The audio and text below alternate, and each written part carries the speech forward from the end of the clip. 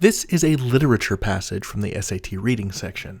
And that means that our approach is going to be slightly different than it might be for some of the other passage types. As before, we're still going to use the SQ3R structure, so survey, question, read, recite, review, but we're not going to do much of a pre-read for the passage. I'm just going to look at the blurb, figure out what the blurb's about, and then I'm not even going to bother skimming the passage. Because literary passages don't really have topic sentences, the same way that the argumentative and informative passages you might see on the social studies or science passages of the SAT reading test do.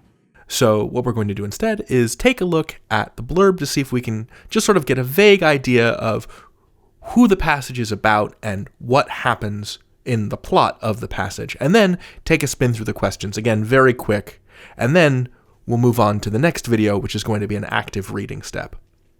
So, here's the blurb, and the blurb is very important. Don't skip the blurb, because it gives you all sorts of important information. So, this passage is adapted from Amit Chaudhry, A Strange and Sublime Address, copyright 1991 by Amit Chaudhry. A 10-year-old boy named Sandeep travels with his mother, his aunt, Mamima, and his uncle, Choto Mama, to visit family in Calcutta, India. Alright, so already we've got at least 4 characters, Sandeep, his mother, his aunt, Mamima, and his uncle, Choto Mama. And it takes place in India. Cool. That's our blurb. Let's not even look at the passage. Let's move over to the questions.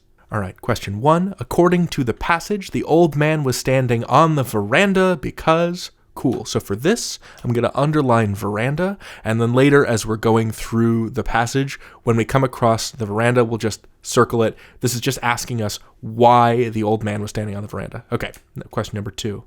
In the passage, the yogurt and the sweetmeats are compared to... Cool. So again, this is another keyword kind of question. So as we go through the passage, we'll be looking for yogurt and sweetmeats, the mentions of that. Question 3, as used in lines 33 and 35, air mostly means, okay, let me dip over to the passage, look for lines 33 and 35. Okay, there's line 30, 31, 32, 33, air. Gonna underline that. 34, 35, air again.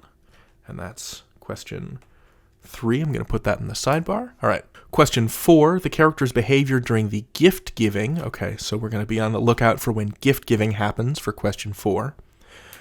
Question 5 is looking for textual evidence for the answer to question 4. So we'll be on the lookout for that as we go through. Question 6, the description of Choto Mama and the son's interaction mainly serves to... Okay, this is going to be a question about the purpose of the description of something. So we're going to be, this is a craft question, so we're going to be doing a close read when Choto Mama and the son interact. Over the course of the passage, Sandeep comes to view the adults as something. So view signals to me that this is going to be a POV question, that is to say, a point of view question. Because we know from the blurb that Sandeep was the character who was mentioned first. He's probably the protagonist of the story. So we're going to be looking for the way his point of view changes, or an opinion that he expresses. Similarly, in question 8, Sandeep would be most critical of which action in the passage. Okay, so we're going to be looking again for things that Sandeep has opinions about, maybe critical opinions about. Question 9, which lines from the passage most strongly suggest that India has experienced social change? Okay, so we're looking for proof of social change in India, and lines that indicate. And finally, a vocab question, as used in line 61, impression most nearly means something. So let's hop over to line 61 and underline it. There's line 60, there's line 61, and there's the word impression. Let me just mark this with question 10, and then that's it. Now look, the purpose of this step is not to keep all of those questions actively in your head at all times. Do not feel like you have a responsibility to memorize these questions. But I will say, it is really impressive what your subconscious holds on to. The purpose of this is just to survey and get a broad map of what the questions are asking. It's not to memorize the question. So if that's a concern of yours, I would urge you to put it aside. I don't know that there's much else that we can do with this passage right now, except to just dive right into the reading. So that's what I'm going to do next. I'll see you in the next video.